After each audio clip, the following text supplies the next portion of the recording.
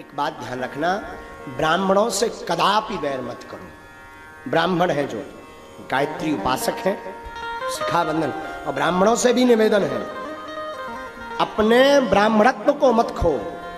आप त्रिकाल संध्या नहीं कर सकते, एक काल की संध्या करो, गायत्री मंत्र का जाप करो, शिखा रखो, तिलक लगाओ, मुख से गालियां मत बको। और जो ब्राह्मण इन नियमों पर चलता है तो राजा तो केवल अपने देश में पूजा जाता है, पर विद्वान सर्वत्र पूजा जाता है। विद्वान की सर्वत्र पूजा होती है, सभी जगह। और बड़ा सुंदर अवसर चल रहा, अभी महाराज आपको बताएं, पितृपक्ष का महीना चल रहा है। कौन सा महीना चल रहा? पितृपक्ष का महीना चल रहा। और पितृपक्ष के पावन माह में हम भागवत कथा सुन रहे हैं। अगर आपने पितृपक्ष में कोई भी सत्कर्म किया, उसका 1000 गुना फल प्राप्त होता है। लेकिन आजकल हमने देखा कि आजकल पितरों के ऊपर ही लोग विचित्र कमेंट करते हैं। मैं प्रार्थना करूं, पितृपक्ष में पितरों के निमित्त जरूर जियो। अगर अपने जीवन में शांति चाहते, कई बार पितृदोष होता है, हमें पता नहीं लगता। पितृदोष के लक्षण सुनो। पितृदोष क्या कहलाता? पितृदोष का मतलब है पितृ आपके पूर्वज मर जाएं, दादा परदादा दादी नाना नानी चाचा ताऊ मर जाएं और उनका विधिवत संस्कार ना हो या कोई त्रुटि हो जाए तो वो प्रेत योनि में घूमते रहते हैं और अपने वंश वालों को बार बार परेशान करते रहते हैं। कहीं शादी विवाह में रोक लगाएंगे, कहीं सत्कर्म करें सत्कर्म में रोक लगा देंगे, कहीं आपका घर में मंगल होने वाला हो उसमें कुछ अमंगल हो जाएगा, आप आगे नहीं बढ़ पाएंगे। पितृदोष के ये जो है लक्षण है। पहला लक्षण है, अगर पितृदोष लगा आपको तो पितृदोष अगर आपको लगा श्रीमान, तो पहला लक्षण है कि पितृदोष में आपको सबसे ज्यादा मंगल काजों में रुकावट आएगी। अब पितृदोष अगर आपको लगा तो आप आगे नहीं बढ़ पाएंगे। पितृदोष अगर आपको लगा तो श्रीमान पितृदोष के कारण आपके घर में निरंतर कलेश रहेगा। कलेश जानते, लड़ाई।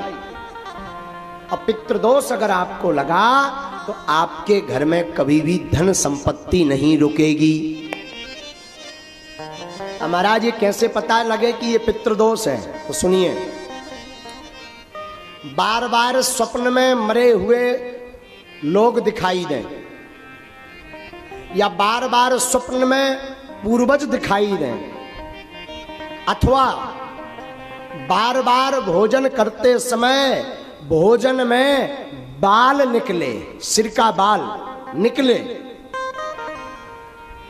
अथवा बार बार कोई भी प्रयत्न करने से सफलता प्राप्त ना हो, तब समझ जाना चाहिए कि आपके ऊपर पितृदोष है। और पितृदोष की निवृत्ति के लिए जो अभी वर्तमान में पितृपक्ष चल रहा है, ऐसे पितृपक्ष में हर वर्ष पितरों के निमित्त कुछ ना कुछ सत्कर्म करो, भगवत कथा करो, दान करो, ब्राह्मण भोज करवाओ, गरीबों को भोजन करवाओ, गौ को ग्रास खिलाओ। ऐसा करने से और पितरों को याद करने से पितृदोष से मुक्ति हो जाती है। लेकिन आजकल हमने देखा इसे कई जो है कम बुद्धि के लोग, हीन बुद्धि के लोग पितृपक्ष को ही मजाक में ले लेते हैं, कहते ये सब कपोल कल्पना है। मेरी व्यासपीठ से प्रार्थना है श्रीमान, पितृदोष से निवृत्ति चाहिए तो पितृपक्ष में सत्कर्म जरूर करिए, वरना आप एक नहीं 100 मूढ़ के हो जाएं। अगर पितृदोष लगा तो जीवन में आप कभी भी सफल नहीं हो सकते। एक बात। दूसरी बात, शायद धोखे से एक बार सफल हो गए। देखो, प्रतिष्ठा प्राप्त कर लेना कठिन नहीं है आज के सोशल मीडिया के जमाने में। नाम कमा लेना कठिन नहीं है आज के जमाने में, पर प्रतिष्ठा को स्थिर रखना, उच्च स्तर पर बने रहना बड़ा कठिन है। इसलिए पितरों के निमित्त जरूर पूजा करो। अगर पितरों की आपको स्मरण नहीं है कि हमारे पूर्वज कब खत्म हुए थे, किस तिथि को खत्म हुए थे, तो अमावस्या के दिन ब्राह्मण भोज करवाओ, भागवत करवाओ, सुंदरकांड का पाठ करवाओ। आपके पास धन नहीं तो सत्यनारायण की कथा सुनो।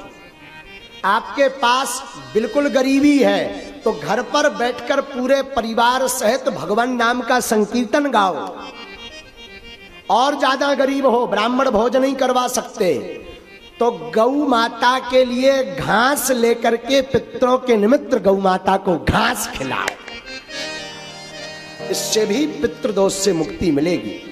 और एक बढ़िया उपाय बताएं, पूर्वजों को तो लगभग सब मानते होंगे, शायद पूर्वजों को आप मानते हैं और आपको लगता है कि पितृदोष है और इतना भी नहीं कर सकते, तो पितृपक्ष के 15 दिन पितरों की दिशा है दक्षिण दिशा।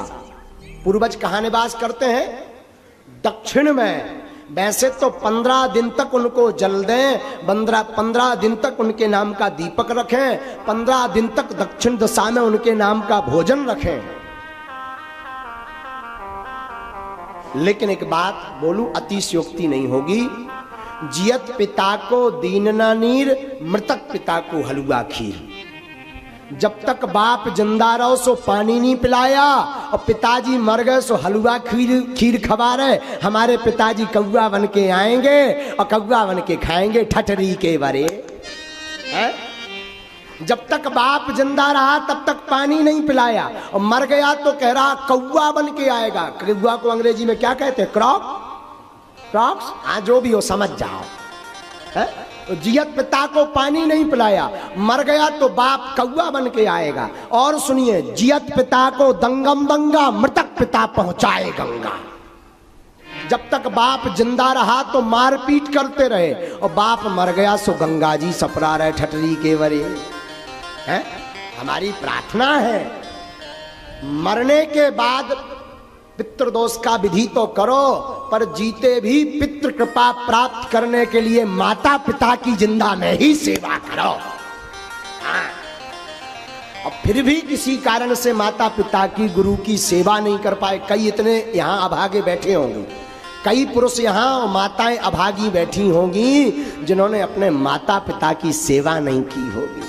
छोटी छोटी बात पर माँ को गाली दे देते हैं, पिता को अपशब्द बोल देते हैं। मैं प्रार्थना करूं, तुम जिस माता पिता को अपशब्द बोलते हो, गाली देते हो, ये वही माँ है जिस माँ ने 9 माह अपनी कोख में तुम्हें रखा है। मैं प्रार्थना करूं, माता पिता को दुख मत दो। फिर भी पितृपक्ष है और आप इनमें से कोई उपाय नहीं कर सकते, तो दक्षिण दिशा की तरफ 3 दीपक जलाएं। सरल उपाय सुनिए, दक्षिण दिशा की तरफ 3 दीपक जलाएं और अपने पूर्वजों को प्रणाम करके बोलें, हमसे जो भी भूल हुई क्षमा करना, और उनकी याद में 2 आंसू बहा दें। इससे बड़ा श्राद्ध का कोई उपाय नहीं है। सबसे सरल उपाय, भगवान नाम लेकर के दक्षिण दिशा में उनका स्मरण करके 2 आंसू बहा दें। इससे पितृदोष की मुक्ति 15 दिन में आपको प्राप्त होगी। और पितृपक्ष को जरूर माने। और हम आप सब बड़े सौभाग्यशाली हैं कि ऐसे पितृपक्ष के पावन अवसर पर आज श्रीमद् भागवत कथा प्रारंभ हो रही है।